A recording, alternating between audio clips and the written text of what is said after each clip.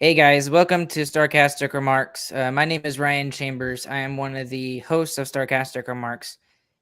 Yesterday at approximately 11:32 a.m., a shooter went into Robb Elementary School in Uvalde, Texas, and killed 19 children, and 2 adults. And what we would like to do right now is just to say a quick prayer for the family members here, and also just do a little tribute to them before we start today's episode. Please watch.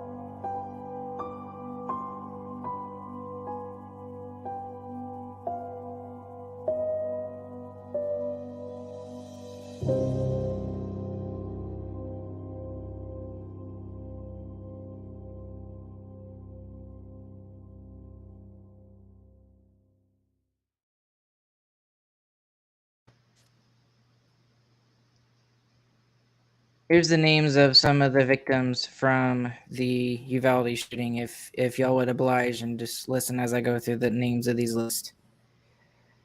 Eva Morales, Irma Garcia. Those were the 2 teachers who were killed. And then the names of some of the students: Uzziah Garcia, Xavier Lopez, Amiri Joe Garza, Jose Flores Jr., Alethea Ramirez, Annabelle Guadalupe Rodriguez, Alejandra Cruz Torres, Alejandra Ellie Garcia, Rogelio Torres, Jacqueline Cesares, Julia Nicole Seguero, and Jace Carmelo Luvianos, Lexi Ania Rubia, Tess Mata, McKenna L. Elroyd, and there are some that still have not been named publicly. Those are just the ones that we know about, guys. We here at Starcastic Remarks are very saddened by the news of what happened yesterday, and our prayers and our thoughts go out to all family members and the whole community of Uvalde, who is trying to make some sense of what happened there just yesterday around lunchtime. This is not normally how we want to start a podcast, guys, but I thought it was just at least something that we could do to honor of the teachers that guarded their kids. One of the teachers stood in front of their kids and took bullets for their kids. So I know it's not something that we like to talk about, but what were y'all doing? What were y'all thinking about when this came about? And I mean, is there anything else to say about this? No, I don't think I really fully processed it, to be honest. But it's definitely just the main thing I think about is like it's not. You shouldn't be yelling about it on the internet, really, right now. Like, there's definitely stuff that needs to be fixed, but screaming at somebody online and that's not going to fix anything right now, and that's shouldn't be the issue right now. But yeah, my prayers go out to all those people. Makes you think about where you are in life and makes your life seem much more fragile because it really is. So And I don't know if y'all saw some of the tweets and the stories that came out through the last couple of days, but one in particular really kind of tore me apart. And it was a older sister of one of the victims. And sorry if I break down a little bit here, but she said, "I am so sorry that I did not say good morning to you this morning." And that totally tore me apart. And it kind of makes you think about all the people that you have in your life, and that you're not always guaranteed that next moment. So, but anyways, once again, our prayers and our thoughts go out to the families and the victims of this tragedy, and we'll continue to pray for them, because the country will move on.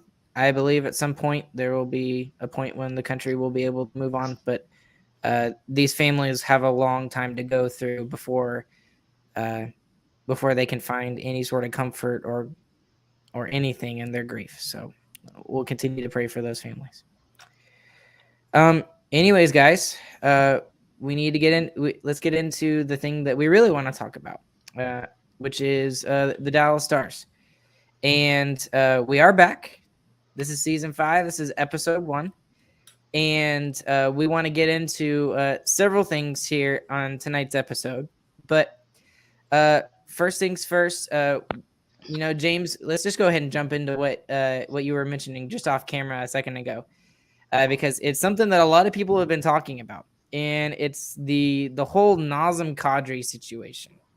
So Goodness, would you like me to go ahead and explain that whole Nazem Kadri situation, or you want to go ahead and explain it? You can go ahead and explain it. It's really long, so I'll try to make it as short as I can for those of you that don't know what happened. So, long story short, there is a thing going on between those two teams. Nazem Kadri and a St. Louis Blues member crash into the net, which is Jordan Bennington's net, and Jordan Bennington goes out of the game with an injury, right? So after the game, Nazem Kadri is kind of doing his thing. He's, doing an interview, and then he has a water bottle thrown at him off camera. There's TNT broadcasters sitting there talking to him, and Nazem Kadri is like, "I think that was Bennington that just threw a water bottle at me." Oh, that's funny. And then he goes on after that, and he says, "I'm just gonna play hockey. I'm just gonna do my thing." And then he turns around in game 4, and not only does he, take cheap shots from multiple different players of the St. Louis Blues, but he also scores a hat trick in the following game. We forgot from Blues fans. He also received racist comments and threats. Yeah, I was getting to that. Running into the goalie, and I think he responded in like the perfect way. Like in his presser, he was like, "Yeah, it's a big deal, but I'm going to act like it's not and play hockey," and that's exactly what he should do. And it is a big deal. The Blues fans who did that should be ashamed.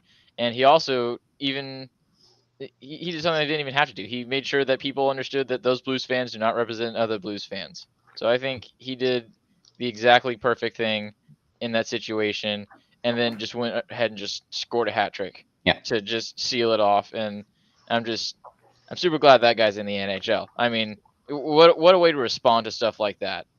Just the class and the way that he talked about it, the respect he gave to the people who weren't directly involved, and then just goes ahead and revenge. Perfect. Love the situation overall. I hate Colorado still, but I'm a Nazem Kadri fan now.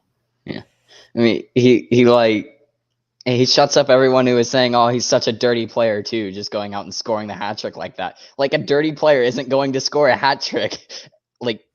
I don't think like ever. I mean, back when you had those enforcers on your team back before, in past years, they hardly even scored. So it's absolutely insane what he did, and shut the haters up instantly, man. Yeah, and by the way, the whole thing about the racist comments and everything, I just don't understand it. I mean, it wasn't even a clear, like, goalie bullying incident. He was going hard to the net. That's what he was doing. And he wasn't the only guy that crashed into Bennington. It was his own player, Bennington's own teammate, that crashed into him on top of it. Yeah. So it's not like there was any ill will or ill intent or anything like that. Now, the only thing that Nazem Kadri doesn't have going for him in this case is that he does have a history. Yeah, that's exactly the past four out of the past 4 postseasons that he's been a part of, he has been suspended in 3 of those 4 in some instance or another because of something that he did. So I understand why Blues fans were completely hacked off and everything. But to go as far as to go out and call him out on Twitter and send him racist messages, and I mean, that's sending him threats and racist messages, it doesn't matter what he did. I mean, he could have slapped someone in the face with a hockey stick. You shouldn't do that. Yeah. But and what he did is not like this instance is not even close to being suspension worthy. Like, in my opinion, it's not even a penalty. Like, the defenseman drove him into Bennington. I don't know, man. Like, well, I mean, I love how he responded. I really did. The fact that he went out there and scored 3 goals was just absolutely awesome. And then the other part of that is, did you see how many cheap shots that he took? Oh yeah. Someone got fined for the cross check that he took in that game already. So well, he alone got his team a 5-on-3 for 2 minutes. Yeah. Did you see that? I thought that was absolutely good job, hilarious. Blues. I know. That's how you win a playoff series. Yeah, exactly. And people are saying, "Oh well, we were gonna win that anyways because Bennington's hurt and Huso is not the reason you would win that series. He was terrible all season. Well, he had been good recently, and he had been looking like Stanley Cup Jordan Bennington. No, he really had been, because Huso played the first game. He played game 1 because he was the better goalie in the regular season, and then they turn around and throw Bennington in the net during game 2 when Huso really struggled, and then it had been Bennington's net since that game 2 of the first round. So I still don't think that they would have beat Colorado with Bennington in net anyways, but go figure. But they're just whining. No chance Bennington is going to make that much of a difference in a series like this. The Blues are getting dominated. And then, speaking of which, look at Bennington himself. I actually didn't. The dirtiest goalie ever. Yes, in the league? Not ever. In the league right now. Yeah, in the league right now. Yeah, there's dirtier goalies, but he's the biggest whiner for sure, and he always goes off. He causes an issue on the ice, and then he skates away and lets his teammates deal with it. Yep. That is Jordan Bennington. That is Jordan Bennington to a T. And then the other thing is, I didn't actually know this, but Jordan Bennington himself had some racist tweets when he was a younger guy. So I didn't know that. I was listening to the Steve Dangle podcast, and I think Steve Dangle brought it up, and I was like, really? That can't be right. Sure enough. So anyway, people say stupid stuff though. I don't know if we should be digging 10 years back in people's Twitter history, to be honest. I agree. Whatever. I agree, but for St. Louis Blues fans who are saying, "Well, look at it," I'm just like, whatever. So anyways, anything about that? I thought that was interesting. No, that dude, Nazem Kadri, is absolutely amazing. Yeah, handled that the best way he possibly could. It was awesome. Yep, he's my favorite player right now for sure. He actually got me rooting for Colorado in Game 4. That's how bad I wanted to. That's impressive. So, anyways, but all right, guys, let's go ahead and transition to some Stars hockey talk here. There's not like a specific way that I wanted to take this, but we need to kind of take this season, for what it was. Kind of put a bow on it because it's been about a week and a half now. We kind of all got out of our depression modes, and second round continued on without us and everything.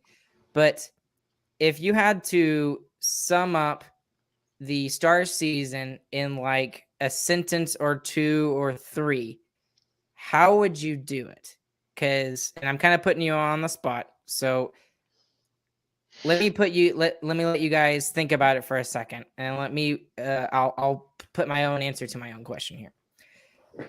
So if I had to put it into even 2 words, this is what I would put. And we said this numerous times throughout the season.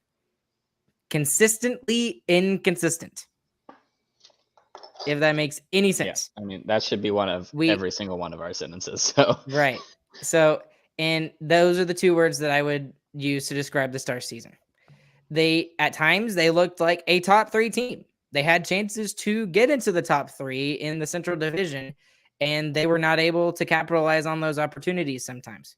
And then at other times, they would go on 5, 6, 7 game losing streaks and look like a perennial losing team and look like we didn't even belong in the playoffs.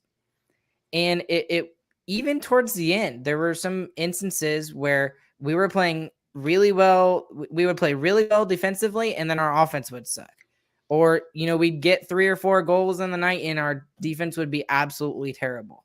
So if I had to put a bow on the season as to what I think the most, to summarize it, consistently inconsistent. And I'll keep going back to that until the Stars stop being consistently inconsistent. So what would you guys say about the Stars season if you had to put it up into a bow? Yeah, I would start it with consistently inconsistent. That's pretty much the main thing overall. And that goes all the way down from coaching staff decisions all the way down to just individual player performances. But then the next one you would do is bad start, decent finish. I mean, before the All-Star break, we were out of it. And then after the All-Star break, we were one of the better teams in the league, actually, if you look at the stats. So pretty crazy that we turned the season around. And then the third one is that we're a 4-player team. We got a first line, we got a good goalie. And we got to figure that out. Yeah, and we don't pay our best players the most money. Most of our money are going into players who are not producing at the rate that they should be. And that's where my one sentence would come in, is that the people who we pay to score, they didn't score. And that's why I marked this season as a success, because if you look at our salary cap situation, we should be a stellar team. I mean, honestly, with 18 million tied up in 2 guys they're not first liners and they're not good second liners. Like, I mean, that's sad to say, but compared to other second liners in the league, Ben and Sagan do not produce nearly as much. So paying $18 million for 2 bad second liners, we should not have been as good as we were this year. So I'm excited and we're weirdly hopeful, even with all that dead weight on the cap. Well, to be fair, one of the reasons why we're so hopeful is because we're seeing Twitter blow up with all of our prospects right now, and Stankoven getting his 3rd hat trick in the fourth hat trick in the postseason so far. He has 28 transition, points. James. He has 28 points in 15 games, and I know that stupid. It's crazy. Scoring. I know that scoring in the CHL, that's like that, especially with the top players. It's not like that. But, come on, yeah. 4 hat tricks. Holy crap! That was one of the things that I wanted to go look at. I wanted to go look at the overall points of that league and how people score in that league. So in the regular season, Stankoven finished.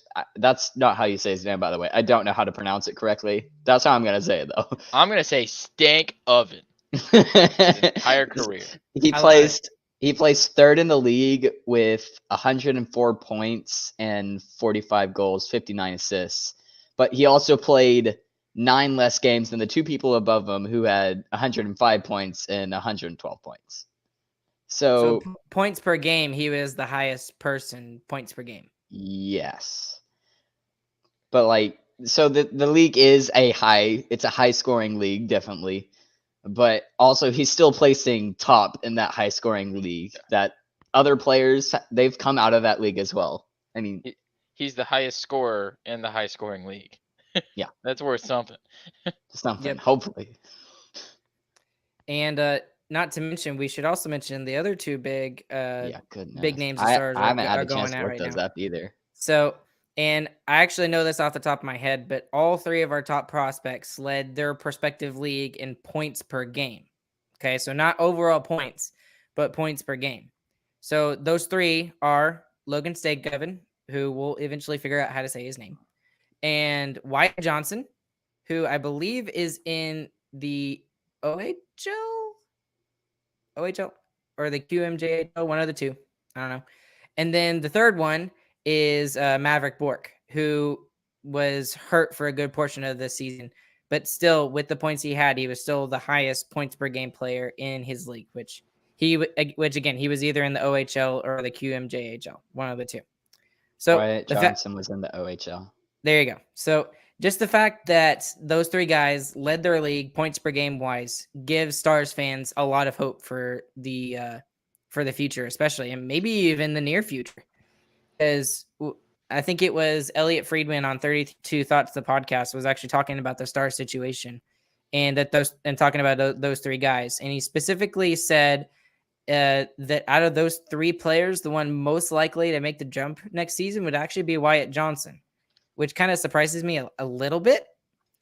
But again, Logan Stankoven is just a smaller guy, and maybe that's why they're thinking that. He just needs to figure out how to play against bigger guys small. before he gets into the NHL. Smaller.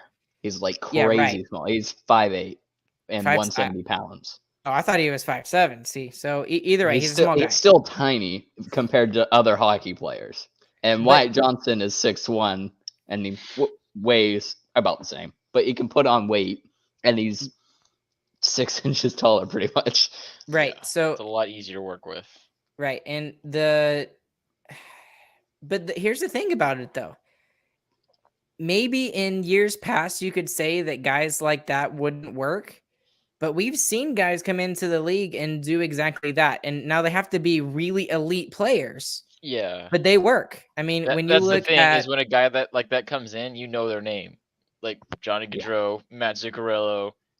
We know those guys because they're very good. And well, I mean, that's not to say he couldn't be very good, but he has to be extremely good. Well, you're even forgetting about the biggest name right now when it comes to young short forwards. I mean, look at Cole Caulfield up there in Montreal. I mean, if he had been playing under Martin St. Louis, he probably wins the Calder Trophy, in my opinion, as the league's best rookie.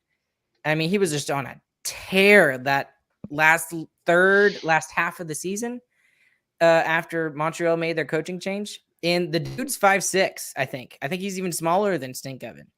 So, I mean, and he's got a wicked shot. So, I mean, it's not like that looking at young forwards like that and littler forwards that they can't be successful.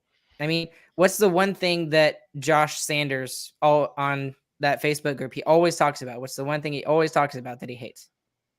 I don't know. You tell me. Is the fact that we drafted Riley Tufte, and the very next person. Do you know who the very next person in the draft was that Chicago drafted? DeBrincat. Alex DeBrincat. I'm sorry. As much as I love Riley Tufte and that he's a big guy and everything like that, who's been in the NHL for like 7 years, 5, 6, 7 years? I'm exaggerating probably, but he scores goals with Patrick Kane now. Imagine if we had gotten DeBrincat instead of Riley Tufte. And you can't tell me that size was not a factor when the Stars were looking at those two guys. Probably the main factor. Right. Yeah. 1'6'7", the other's 5'8". Yeah. So those three guys are the ones that are the big eyeball catchers right now in the Stars. But we still have a ton of guys in Texas who have really good potential right now too. I mean, Damiani in Texas, Delandria. Who else? Let's look here. Kiviranta had a rough season this year, but I really think that he was better towards the end. He was better towards the end. He played well in the playoff series. If he can figure something out, he can get back to it. Still have Peterson, young guy, very underutilized in this coaching system, Oh yeah. he's going to get a lot more playing time whenever we have whenever we have more room on the lineup is what it is. Student each might even keep him around. He's still prospect kind of. And then I really wouldn't mind keeping him around. I love his speed. And then like you said, Riley Tufte. He can find a spot. Big guy. He can play defense. He's 6'6". He can find a spot Goodness. on that fourth line, man. Yep. So I don't think that top 6 is in there for Riley Tufte anymore. But I mean, could why you use not? a guy that's He hasn't gotten a shot. He has I not mean, had a full shot in the NHL. that's true, but He'll get there. He'll but get we there. haven't we haven't really seen him even in at the AHL level like really take that step as an offensive forward. Now, if he was doing that, I'd be like, oh heck yeah, bring him up now, throw him on the top 6. But even as a guy who's 6'6", I mean, we could use somebody like that in our bottom 6 for sure. And this is what me and Zach talked about this a lot yesterday. So yes, Zach, I see you. There you go. There's your shout out. But the AHL is a much more defensive league as well too. Like the AHL is like Dallas Stars heaven because they play trap hockey pretty much the whole time. There's not flow in an AHL hockey game. It's much more defensive and locked down. So that can kind of stifle some offense too. But just we haven't even talked about the coaching change next season. But well, yeah, hold on. Yeah, don't get into that yet. Let's We'll finish get this there, up, we'll and get then there. we'll put a bow on this, and we'll go on. well, it ties into the prospects. But next Okay, season, I'm not going to talk about coaching. I'm going to dance around it. But but me and Zach were talking like we want to see as many young guys get a full spot on the lineup as possible, and I want that training camp to be a war, and that there is 3 to even 6 spots that are open, and we just say we don't know who's going to be on the team. Up to y'all, figure it out, and it's just a battle on that training camp, and you got a short fuse when you're on the team. We can yank you off, pull up another young guy just as soon as you're not producing. And we've seen young teams like that do extremely well in the NHL recently. And with the amount of prospects that the Stars have, and man, I just feel like it's time to force these players to play. Yeah. Like we're not waiting on Bones to give him playing time. We're not waiting on Mill to bring him up. You're playing now. It's time to decide if you're actually going to pan out or if we're going to move you along. Well, and somebody else we haven't talked about is Mr. Highlight Reel Antonio Stranges, who's been lighting up Twitter like crazy with some highlight reel goals. Now, he hasn't put up the same amount of points as the other 3 guys have, points per game wise, but he's still a 4th rounder a couple of years ago. And I think we see him in the AHL this season. I really do. And the thing that keeps getting talked about him is his ability, which boy, could we ever use that.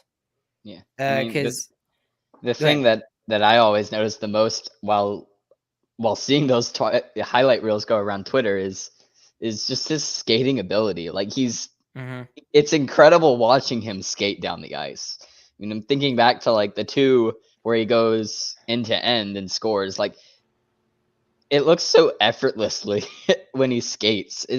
And for me that's even more confusing because I can't even skate with a bucket in front of me. Like I can't skate at all. I've tried. Okay, it's crazy to watch him skate. Yeah, but I don't even want to talk about him being in the AHL. Like you said, it's not time for that. Like we have so many guys that are coming off the roster sheet at the end of this season. Whole new coaching system. It's time to hit the reset button, and it's time for us to stop talking about how great our prospects are. How long have we talked about that? So long, and we've had some pan out. Like Henson, Robertson are prospects for us. We developed them. Heiskanen, exactly. That one's Heiskanen was kind of slam dunk. Yeah, we didn't do much on that one, but it's time. We won the draft lottery. Yeah. It's time for us to stop talking about how great our prospects are, and it's time for our prospects to decide this season if they're going to be in the NHL or not, and that's up to them. And I think we give as many spots as we can to those guys and let them go. Okay, so here's what I want to do next, because we talked a lot about the prospects, which is good because we do need to talk about them. But what I want to do is I want to go through, and we don't have to go through every single player, but what I want to do and do it quick. So give it like maybe 5-10 seconds because there's a lot of these. But what I want to do is I want to go through each and every one of these players and give them a grade. Like you would, like if you were the teacher, and grade their season about how they did and give an explanation in like 5 or 10 seconds. Okay. So Doing let's every player? well, I said each and every player, not each and every player. We'll just pick a couple. Some of the interesting ones. Okay, let's start with some easy ones. Okay, so here's some softballs. Rope hints. Chris, how would you grade that one? A+. Okay, why? Because he scored all of our points. Well, a third of them. He scored a third of our points. Okay, James, another softball. Jason Robertson. Can I give someone something better than an A+? S minus. S minus. Distinction. It's absolutely insane what he's done. I mean, he leads the team in goals in his second season. I mean, a lot of players are bad in their second season in NHL. Part of that, people have been speculating, is because they're not playing all the other teams in the league. But regardless, he scores 40 goals, which for the Stars is not like a normal. 60 goal scorer. That's the Yeah, retard. it's like a 60 goal scorer for us. That is insane. And yeah, I mean, S. I'll give him the full S. He gets a full S. Okay, let's talk about less we of got to a round it softball. out. We got to give Pavelski Okay, Yeah, fine. Ryan. Pavelski. What about Pavelski, Ryan? S+. Oh, I have to do Pavelski? Pavelski has a career season and then takes a pay cut for us. Yeah, I was about to say. Oh he, my he doesn't goodness. get That is- an S plus. He gets a distinction plus. Okay. Yeah, The guy leads his team in scoring at the age of 38.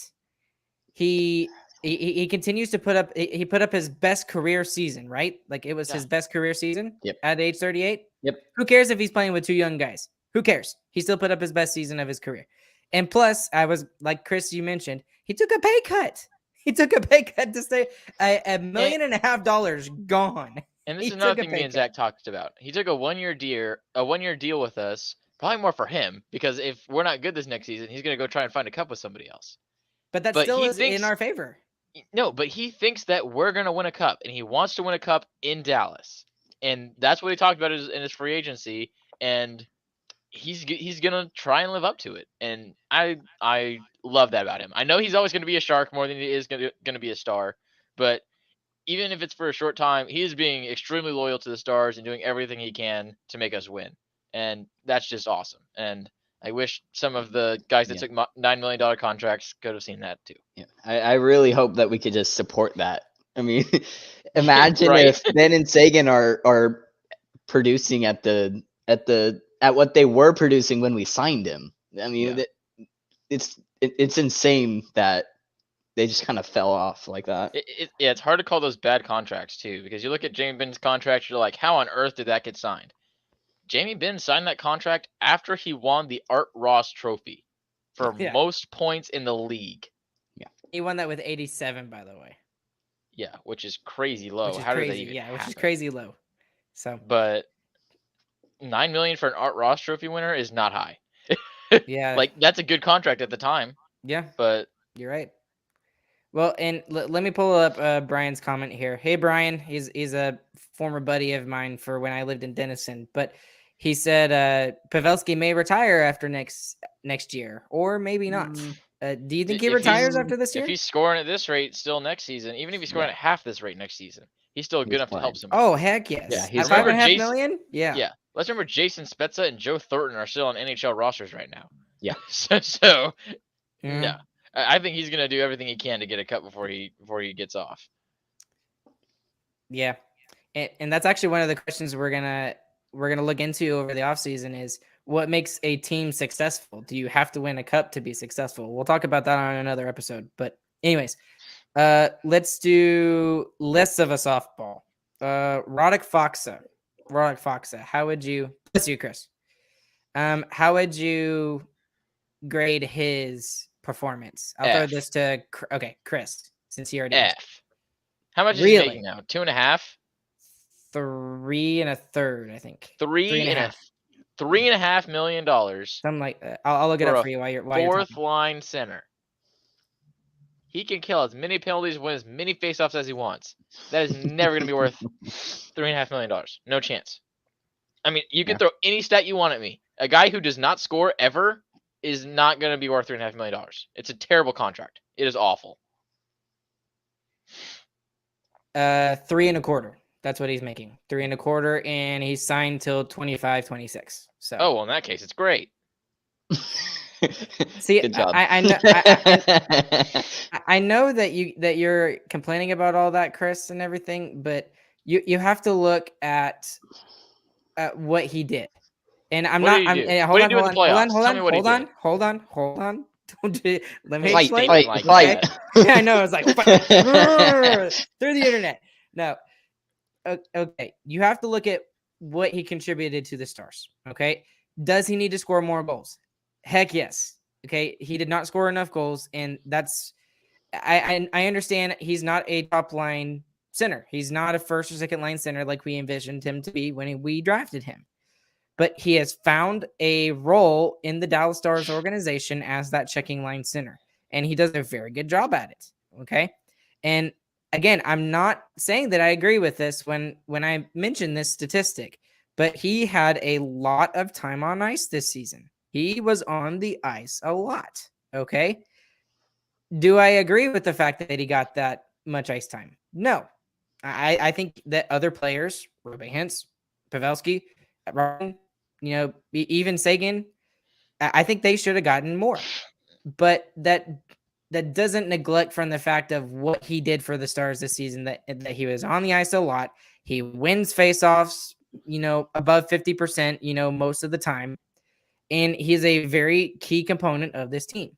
And if we didn't have him, and we say this about John Klingberg, if we didn't, and we'll probably not see John Klingberg again next season. But when John Klingberg's not here next season, we're going to miss what he gives us. And I think Radek Faksa fits into that same sort of category, is that we don't appreciate what he does, when he's on our team. But as soon as he's gone, then we're like, oh, crap. I agree with all of that. But it is not anywhere near worth 3 1/4. Yeah. I still think it is. Not even close. I still think 3 1/4 is worth more than 5 goals. It's worth more than 89 shots the entire season. But I don't believe it's worth an F. I don't believe it's worth an F. I'm taking his contract into account when I'm giving him his grade. He's paid to produce on a fourth line role. I agree. His role is fourth line. If you're getting paid $3.5 million to be a fourth liner, you better be one of the best fourth liners in the league. He's not. James, what would you give him? So without taking contract into consideration, so completely just how did he do on the season? I am going to barely pass him. I will give him a C-. Okay. And honestly, I'm very close to where Chris is, because I know y'all hate plus minuses, but plus minuses, if you look at it throughout a career, it makes sense. He hit a career low of -20 this season. It's 5 lower than the normal. Which shows that he needs to score more, which, Chris, you're exactly right. Okay. Yeah. And if he's going to be that more defensive forward that we all know he can be, then he just needs to he needs to turn that part of his game back up. Well, he was so bad this season. You kept saying he has to be injured. That was a talking point for the entire season, is that Fox has to be injured. He wasn't. This was him at 100%. So I also I don't agree with the scoring part of it either, because in the 2019-2020 season, he only had 20 points, which he only had 19 this season. He only had 20 points in that other season, and he only had a -6. That's substantially better than a -20. I just don't like plus minus as a stat. I know you don't, but when it's like big differences like that, it kind of gets obvious, and it's been dropping since his 2017-2018 season. Yeah, he had a crazy year in 2017-2018, and he's just been downhill since then. Okay, but the coaching was different. The team was different. We had more scoring on those kind of teams. Well, if we're going to talk about And the the fact coaching, the coaching is in his favor. Because if they're playing a If he's lockdown playing defensive role, defensively, yeah. if you're going to say he's a defensive forward, then he should love it. well, I would give him I would give him a C+ or a B-. I don't know which Ew. one I would give That him. is But that's wrong. what I would give him. You're just like So- Nil. You Foxa lover. Can't give up. Can't give up the idea of Roddick Foxa. Hey, at least we don't have Dickinson anymore. I'd give him an A+ if he was still on the team. You're getting So- paid $5 million to do that, and you give him an A+. Yeah. Okay, so Wait, one more thing. He's also Okay. taking up a roster spot of a prospect who could score goals. Like, we're paying $3 million to not play one of our players who could play very well for us in the future. But do you want a scoring person on the fourth line? Yes. I want my fourth line to be all three of our prospects from the Chris's minor new gen. leagues. Even if they get like 5-6 minutes a night? No, I want them to play full 10 minutes. And if they suck, they suck, and we'll swap them out with new guys. We've got 10 I guys. don't We got agree 10 with guys that. we can Chris move is going interchangeably like right now. full new gen right now. Yeah, on- I know, he is, yeah. I'm not saying it's bad. I'm not saying it's bad, but like that's where the league is moving for sure. Yeah. Yep, Yes, you're right. the best teams are younger, and we keep signing these freaking old people to fill roster spots and to play roles. He's right. Wait, I'm what's right. wrong with I'm the laughing 28? because he's Why right. are you booing me? I'm right. What's wrong with a 28-year-old, huh? You got something to say Oh, about a 28-year-old? For instance, in a situation like Raffle played So well. there you go. He's doubling down on it. I'm doubling down. We're paying Raffle $1 million. We're paying him $1 million so that we cannot play Peterson in playoffs. I mean, that's what it was. Raffle had a great playoffs. We paid Raffle $1 million so that Peterson didn't play. And then it looked, and I'll jump on that with you. It looked even stupider because of the way that Peterson is playing at the World Championships right now. Yeah. Because he's playing great. fantastically. And Yeah, I mean, nothing's wrong. We're paying to not play him. And yes, Raffle was great. He's not going to score goals like Peterson can. Come on. And Let's it's really stop signing frustrating. these one-year garbage deals for players like this. Let our And young it- guys take it. Give them and it's some hope. I'm sorry, James. You're good. It's even more frustrating with Peterson because he could have been playing that whole series. Like he could have been playing the whole series. I guarantee you he would have. I think it was game 3 or 4 that I was thinking of, where it's like if we just score like one goal, it'll blow up. And I am always looking at Jacob Peterson in those games because he's the one who normally does it. He really he comes through when no one's looking at him. When everyone is hyper focused on that first line and they're just all looking. They are That's exactly never what looking we at need him. out of a second Never line looking person. at him. Yeah. That's why I was so frustrated. He only got to play 2 games in that series. 2 games. It's a And didn't 7-game get played at all. series. So, all right. So that's funny that we started talking about Jacob Peterson because I thought that would be another interesting one that we could take and look at his season because considering the fact that nobody knew his name before opening night, and then he just kind of showed up as a 5th-round pick and like, hey, here's this guy named Jacob Peterson. He's a 5th-round pick. And he played fantastically. Yeah. But it's hard to give him a grade because you didn't really get to see him fully throughout the season, right? Yeah. And so that's crazy. That's crazy. Sorry. My grade for Peterson is that Bones gets an F. Right? And it was proven because he's gone. It's crazy too because I mean he ends up scoring technically the 6th most goals for the Stars this season. Yeah. And he was scratched for half the games. Yeah. It's like, come on, man, please. When he's actually playing. Oh man. There's a numbers game there. Like I think it's tough to figure out, but maybe if we played him more, who knows? Crazy.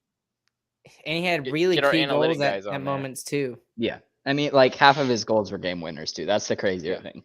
He was just clutch when he needed to be. Let me ask y'all this because I've asked it again. I've asked it before, but can you see him being a top 6 forward? Because I can. Yeah, I can see him more on the second line than the first line. Oh, definitely, not. Yeah, but he's been really good, and he just knows where to go most of the time to get the goals, and he's really good in the slot if he can get it there too. So. Okay. One more player, and then we'll get into the whole coaching situation here, because this is another one that I really. Oh, well, maybe two. Okay, we'll do two. Let's do 2. Sorry. Yanni Hakanpää.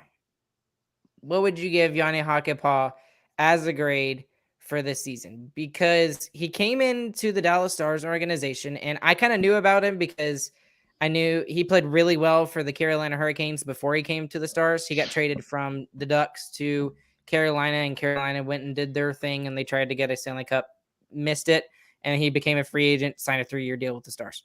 I really thought he played well for a majority of the season. Now, do I think that he deserves an A, maybe an A-, but I'm more leaning towards like a B or a B+. What would y'all give him as a grade? I'm giving him a B+. I mean, we brought him into the season. He was like, is he a top 4 guy? And he definitely is. He solidified himself in that. He is our number 4 guy 100%. And he got better throughout the season too. So he played very well. Really what solidified that for me was when we lost Lindell for like 8 games, I think it was, pretty close. Mm-hmm.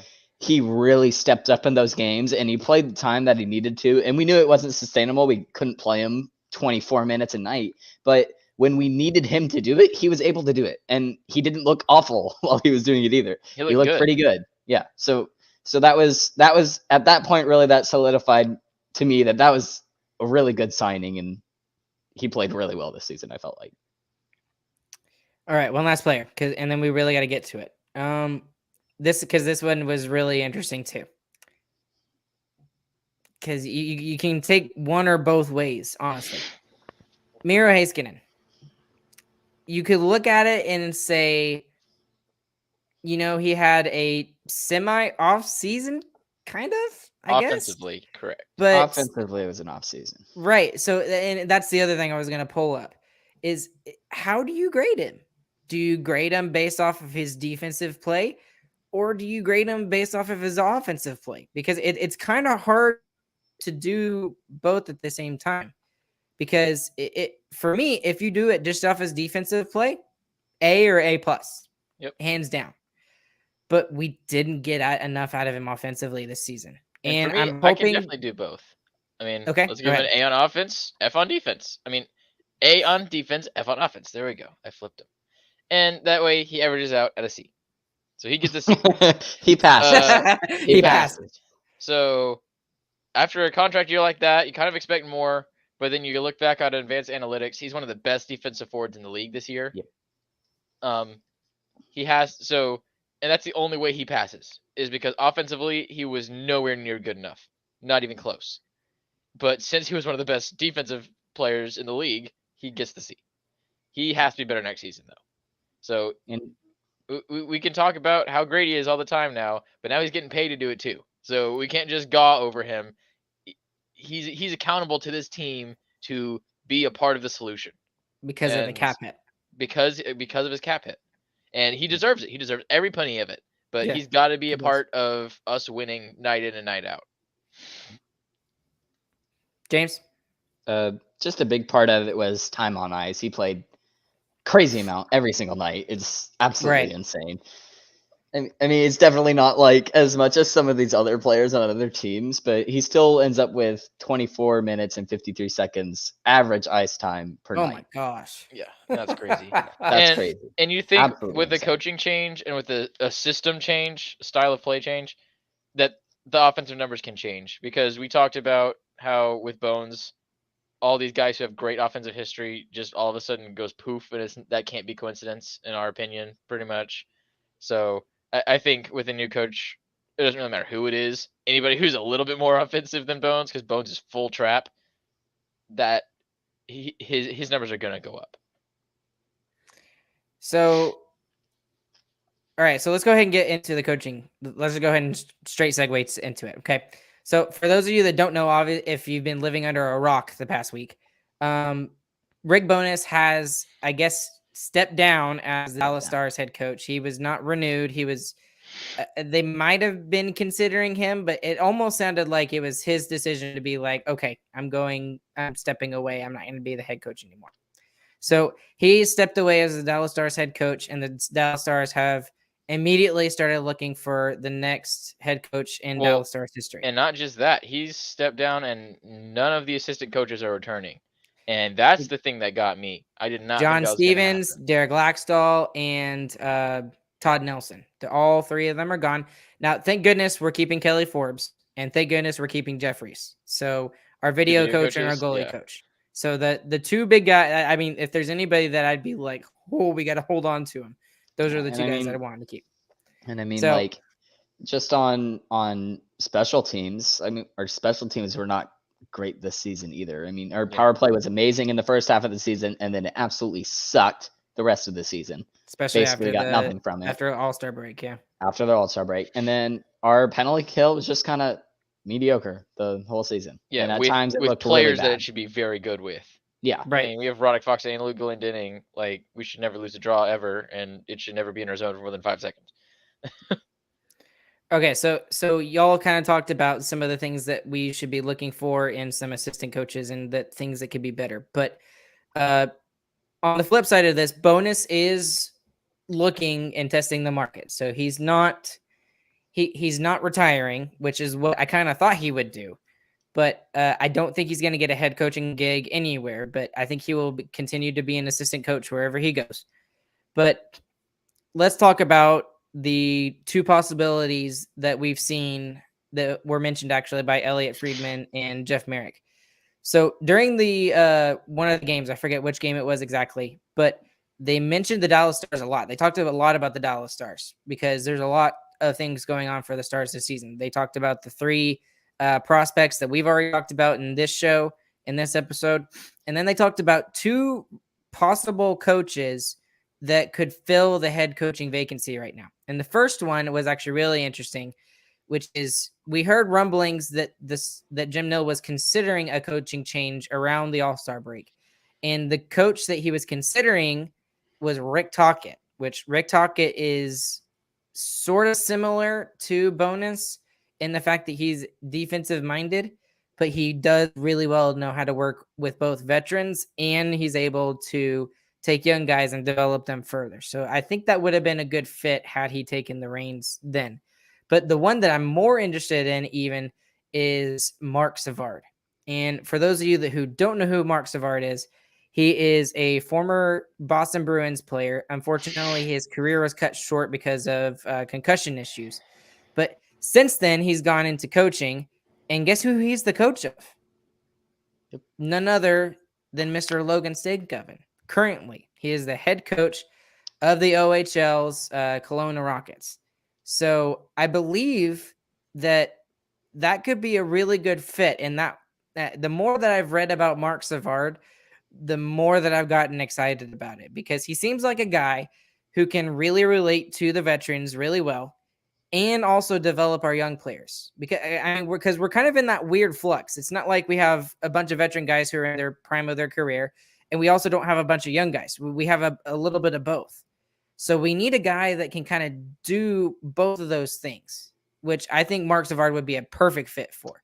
But is there anything that you guys have seen, whether it's on social media, articles that you've read, is there anything that you've seen that you would like to see in a head coach, or if there is a specific head coach that you're thinking about right now? Yeah, I don't know enough about specifics, but my big thing is I don't want to see the Stars just get a part of the coaching carousel in the NHL. So NHL teams are just passing coaches around back and forth like they're Pokemon cards right now. That's not what the Stars need. That's exactly what's happening.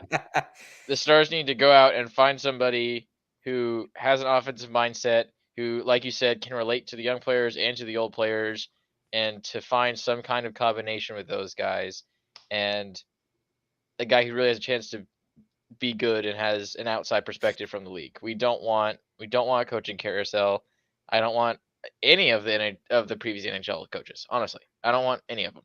So I hope we get somebody from the juniors like that, or from there's been talk about NCAA. I'd be happy with that too. Just somebody different. I'm not really following the coaching stuff that much, but I mean, it'll just be nice to have a different coach in general. I'm not not sure how much it's gonna matter who we choose as much as it's gonna matter what they do once they get here. So Yep. Is there anything specific that you would like to see in the next head coach, James? not particularly. I'm just kind of tired of Bonus's dumb lineup changes at like the last second of the night and other his stupid vendetta stuff like against that. Guryanov. Well, to be fair, Guryanov sucked this year, but that's a whole Simple nother as that. story. 2 years. Let's be honest. How much of the last few years is because Bones has been on his butt all the time? Like I don't know. And that's fair too. That's what fair other too. player has had so much scrutiny from him? And like for No what? one. Like other players have been bad too, and no one has gotten treated the way Guryanov has. I definitely feel like that's a whole other story that we could talk about. Is like Guryanov could just like thrive under a new coaching system. Yeah. It's Not this podcast, so yeah. Almost an hour in. We'll see how it pans out. Ryan, what would you like to see in a head coach, Ryan? I agreed with everything that you said, Chris, except for one thing. I don't want to see an offensive-minded coach. What I want to see is a balanced coach. And even more so than a balanced coach, I want a coach that can teach consistency. And if that means giving up a couple of goals in order to be consistent and win more games consistently, I'll take it. Because we've gone to extremes both ways. We had the Lindy Ruff era where we were first in the league and it was just, goal after It was goal awesome. every single night. Let's be honest, it was fun. great. It was fun. It was fun. But it's not gonna win us a championship. And it proved no, it did Edmonton's not. trying to prove you wrong right now. Edmonton's trying, but they're still. They're not gonna beat Colorado. I will Probably bet not. money. Go and use promo code THPN at DraftKings.com. I would bet money that Colorado would win. I mean, do. it just, to me, it proved it over in the Florida series. I mean, Florida literally got dominated, completely dominated. They were non-existent in that series at all. They scored 3 goals. And they've got like what? They had Sam Reinhart on their third line. They had 4 goals averaged on their entire season, like 4 goals a game. And they scored 3 in 4 games. They didn't even make it to their average in 4 games. How much of that though is due to the best goaltender of our generation? I don't know. It doesn't matter though. He's definitely playing like it again, isn't he? He's playing like he's I can't even describe it. Yeah. Ever since that game 7, he's been insane. But like if that's all it takes to shut down an offensive team, you're not going to win. There's always a team. There's always a team. There's always a team who has a goaltender in the playoffs that steps up crazy big. Not like this. I think it's pretty normal. Did you see some of the stats of his? I forget exactly what it was. It was like game clinching, whatever. Any chance 6 he had out of the last 7 are shutouts. Right, in the last game of the series. So they've won 10 consecutive series since they started winning in 2020. Right, they won 10 consecutive. In those games that he's won, the last 7.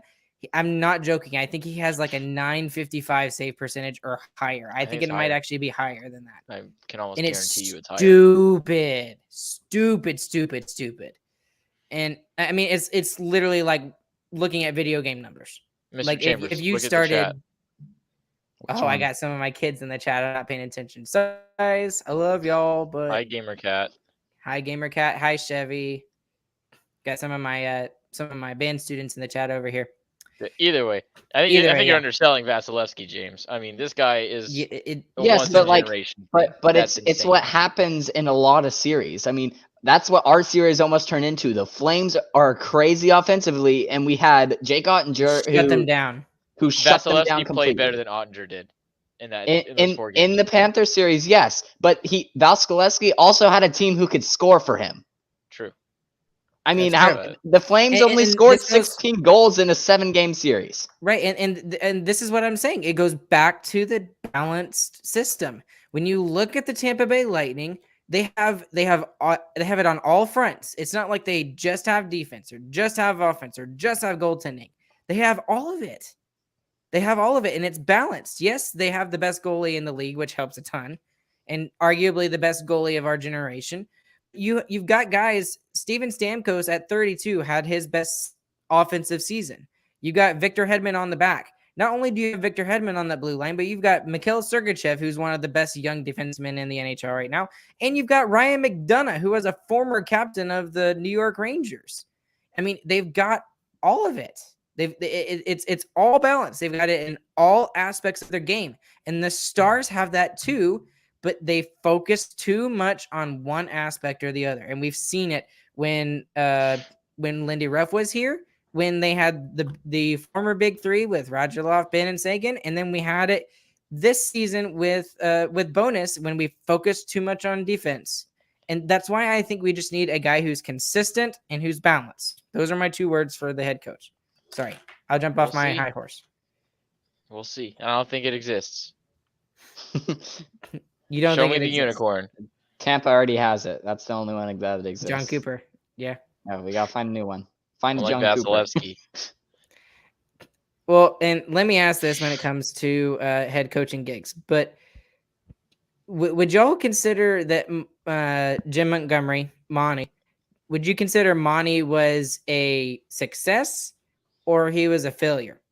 Because you could look at it one of 2 ways. I think it was a success because he found a way to make the team successful. And the way that he found to make the team successful is he focused more on the defensive aspect, and he got our defensemen involved in the offensive play.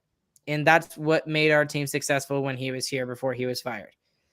But there are just some on Twitter that disagree with me and say that he wasn't good enough and he's not what the Stars needed or what they should need now. So, I mean, what do y'all think about that? Because I really think that we, like you said, Chris, we could go out and get a guy from the NCAA. Well, I think it's totally within the realm of. I think he was successful, so I think it was good. But I mean, if we're talking about balance, he was not balanced because he turned it into a defensive team. So, honestly, I have no clue what will work for the Stars. We're all just speculating like crazy people as well. We're just saying what we think. Yeah, that's the whole point. We're just saying what we think would be best. We're not going to know until we actually get that head coach and we see how he does and see if he's being defensive and if that's working or whatever. Until that happens, though, we'll be here on Wednesday night speculating. Yep, screaming at the top of our lungs. All right, let's get. All right, we've had a good conversation on that. So, James, we are reintroducing our Who Cares segment. It's been a while since we've done this. And James is going to introduce what we are going to talk about. It is the dumbest thing in the world. And Chris, you're going to have to think of it off the top of your head. Okay? It's not that hard, okay? Chris had no idea that we were doing this, by the way. There's only like 5 things that you can choose from. So we are doing... No, there's more. There's more because there's different... 6. No, there's different Oh, no, there's the other... That right, whatever. Yeah. Okay, so we are doing your favorite Skittle flavor. My favorite Skittle flavor? Yes. Your favorite Skittle flavor. Who cares? Okay, now he's actually looking it up on it. Man, I didn't look it up. Okay, all right, James, you go first.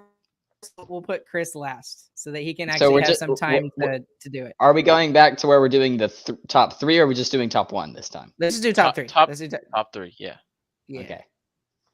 So my third one, in third place, I'm going to put the regular red Skittle. I like the normal red Skittle. I'm lame. Sorry. My number 3, I'm going to kind of go there. I'm going with the sour red Skittle. Sour red Skittle number 3. That's a good one. Very solid. It's one of the more sour ones, but it's also one of the more flavorful ones in the sour packet, thus making it one of the more flavorful ones in the entire Skittles verse. Skittles verse. We're referring to Skittles like a team now. Oh my gosh. Oh jeez. Okay, my number 3, I actually was gonna go with a sour one as well, Chris. So my one is the sour green ones. Those are my absolute favorite in the sour packets of the sour Skittles. In the Skittleverse. I guess. Okay, James, number 2. Number 2, I'm gonna go with the green sour Skittle. That's my number 2. Oh, so you got it ranked higher than me. I like the green sour Skittle. It's very good. That's a solid pick. It is a solid pick. My number 2, we are going to the Wild Berry Skittle pack. That's the Ew. purple pack for all you intellectuals out there. And we are going for the blue believe we're Skittle talking about in this. the Wild Berry Oh, Skittles man, pack. Chris. It is raspberry, and it is delicious. So good. If you have not had the Wild Berry Skittles pack, so much better than Tropical. Tropical is meh. Wild Berry, whole different flavor profile. So good. If you're not watching this on video, you would almost think that Chris is like being for real about this. I am being He for is. real He's about totally this. What are you for talking real. about? He's sitting there with a smile on his face, and Because it's fun. It's I love the fun. raspberry Skittle, he- dude. Are you He kidding me? is passionate goodness. about this, Ryan. He's oh, passionate. goodness. The raspberry Skittle and the wild berry is honestly amazing. Have you even had it, Ryan? Have you had the wild berry? Yes, I have. It's amazing. It's not So my top good. 3 though. It's not Well, my top you're 3. wrong. My number 2 is I'm gonna go to the original red packet, the orange ones. I What's love wrong with you? the orange. That's ones. your number 2? That's Okay, my number 2. Grandpa. Okay, that's a jerk move. That's a grandpa flavor, bro. That's James. not a grandpa flavor. Give Yes, me a it break. is. James, is that a grandpa All flavor? right. James was the one who said the it's a original red flavor. Skittle. That was his Yeah. number 3. That's the universally loved flavor. I mean, Oh is my that's God, the you're meta. just- That's the You're, meta you're right just now. Chris defending might him hate me so for just my to get number on 1 me just 'cause I'm the anyway, old person though. here. So, All right, James, before, hit me so with the so that we number can 1. bash me instead of Ryan, my number 1 is the green apple regular Skittles one. When they changed it from lime to green apple, That's oh even my more goodness, I apple. You're love making fun of me, those. Chris. I love the normal green apple ones, and I knew you would be mad at it, which is why I moved on from Ryan. You're welcome. James deflecting. Oh my goodness. Can't tell you how wrong. What's your that is. favorite, Chris? Oh, Chris, number 1. All right. This is very controversial. Very controversial. In the New Skittle in Mine my wasn't. book. Mine a new wasn't. a new love in my book. We are going to the newer gummy Skittle bag. In the gummy Skittle bag, we're going original that gummy is Skittles, so strawberry. controversial. Those are not. That's not Skittles. That's a Are they gummy. Skittles? No, though? I will That's debate you till my lame. death on this. Have you had the gummy Skittles? Yes, I It think tastes they're like good, but Skittles. It they're doesn't not taste like gummy Skittles. everything else. Like gummy Starburst tastes just like gummies. I agree with you. Gummy Skittles taste like Skittles. I have no idea how to describe it. It's a Skittle. It is. Yeah, but the texture without a isn't the doubt. same. It doesn't matter. No. Yes, Okay, it I'm does. I'm through going and through. boomer on you right now. Okay, they're not Skittles. Skittles are like What does it say on the circular bag? things. They're spherical. What does it say on the bag? Spherical. What does it say on the bag? Huh? What does it say on the bag? It says Skittles. Skittle. It's in the Skittle verse. It's not. It's not It's a in real the Skittleverse, It's but a it's like mutant. on the it's like It's on the the other side of the It is the universe. extended Skittle verse. No, but it's still a Skittle. It's amazing. far Gummy away. Skittles, A tier It's candy. in a different S dimension. plus tier Oh, candy. whatever. Go It's in a try different Skittles dimension. Whatever. gummies. Okay, Tell me they Ryan. don't taste like Skittles. They taste like Okay, Skittles. Ryan. What's Skittles Ryan? What's flavor your profile. Chris doesn't matter anymore. Okay, Ryan. What's your favorite? And you're sitting here making fun of me for my grandpa one, and you're sitting here. Ryan, "That's a gummy Skittle. whatever. You're probably like one Gen of Z, those. bro. Have you seen those stupid little commercials that they do for those Skittles? They're squish, and it's like a yoga commercial, and they're like sitting there squishing it. I can imagine you being one of those people, Chris. Anyways, my number 1 is way better than Chris's. We're going tropical, and we're going Ew. the light blue tropical ones. Oh my goodness, they're amazing. What's that one? What flavor is it? I don't even know, but I flavor? don't care because they're Wow. Oh, he amazing. doesn't even know. Let me Wow. look it up. James, Wow. talk about At why least- that's a terrible At least I decision. talked about Ryan- a real Skittle. Yeah, I was about to say, at least Ryan's is a real Skittle, but that's Yeah, that's okay. That's Oh, Okay, yeah. goodness. Actually, Ryan, I'm with you on this one. This is the pineapple passion fruit one, and this Yep. is without a doubt the best one in the tropical Skittles flavor. But just as a rule, I think the tropical Skittles are overrated as a pack. Really? Yeah. Yes. I don't like them that much either, honestly. Really? Okay, because I have thought for the longest time that like out of the packages, they got the You got the original, you got the tropical, the wild berry, and then the sour. Is there any other ones I'm forgetting? There's others, but those are There's the others, main but those are four. the 4 big ones, right? Specialized, Okay. yeah. I always thought like when they brought those out, that's when I really started liking Skittles again because I got sick of the original ones, and then when they brought those out and the purple ones, the ones you were mentioning, Chris, I Wildberry. all of a sudden started eating Skittles out the wazoo. Oh. So, but I mean, I think that's the best package out of the 4. Oh, you know what? Never mind. That's hard to say. I like the sour ones too. It's a very close Oh well, first and second for me. With that's not what the Who Cares segment was about, so it doesn't matter. Doesn't matter. Ratio. Okay. All right. We got anything else to say? Skittles. Skittles. Skittleverse. I'm going to be saying that for the next couple of days here, Chris. We're That's turning amazing. everything into a verse now. I know everything. I mean, everything's already turned into a multiverse. I mean, Yeah. Right. Have y'all seen the new Doctor Strange? No, by the I way? haven't. Okay. I'm I waiting for just it to went come out along on with the Disney Plus. joke to keep it constant. It's It's all the amazing. same. I It's definitely amazing, know what you you know. were talking about. Okay, it's getting late and we're getting tired, so we're gonna call it quits here tonight, guys. Thank you guys for listening to Starcaster Remarks. This has been season 5, episode 1, where we start talking about the off season. We have a lot of off season plans for you guys. We're gonna be here every Wednesday night, starting around 10 o'clock ish. You know, maybe 15 minutes earlier, 15 minutes later, whatever. And then we're also going to be adding in a couple of special episodes along the way as well. So we've actually got lined up. We're going to start a new series of episodes called Fan Stories. And with these fan stories, we're going to take some really well-known Dallas Stars fans, and we're just going to interview them. And it's going to be about like a 30-minute episode or so. We've already got about 4 lined up. I'll go ahead and tell you 2 of them. One of them is Mullet Mike. Mullet Mike. Awesome guy. Yes, dude. He's with the most amazing beard and amazing like luscious locks That's what ever. I'm going for right now. And then we also have Mr. Matt Day, who, if you don't know who Matt Day is, he is the guy that has the Stars themed Mandalorian gear. So he's going to be coming on our show. He's going to be coming on for an interview sometime in June. So we're really excited for both of those guys, and there's more to come. So stay tuned for those, and we're really excited for all the off-season content we're going to have for you guys as well. But also, I forgot to mention at the beginning of the show, please go and use the promo code THPN next time you go and use the DraftKings app. Thank you for DraftKings for being our sponsor. And please also leave us any kind of comments or any reviews anywhere you listen to your podcast. Anything that you put up there, it really helps us out. Go check out StarcasticRemarksShop.com for all of our merch options as well. The best way that you can support our James, what are you doing?